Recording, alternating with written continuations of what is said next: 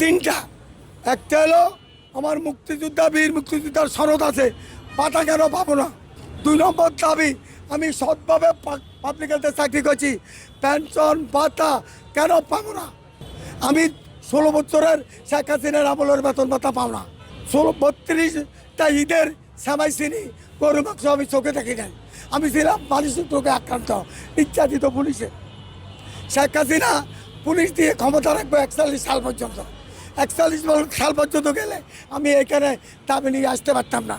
আল্লাহ রহমত 26 সালেই তার পতন হয়েছে। এখন আমি দাবি নিয়ে আসছি, দেখি রাজপথে আল্লাহ নিয়ে আমার এই ন্যায় বিচার করে। যদি ন্যায় বিচার না পান তাহলে কি করবেন পরবর্তী? তাহলে একদম, আজকে তো পুলিশে বাধা দিছে, একদম যাতে এখানে আসি তাকে বিষ খাই মারা যাবো। যেন সবাই আমাদেরকে ওই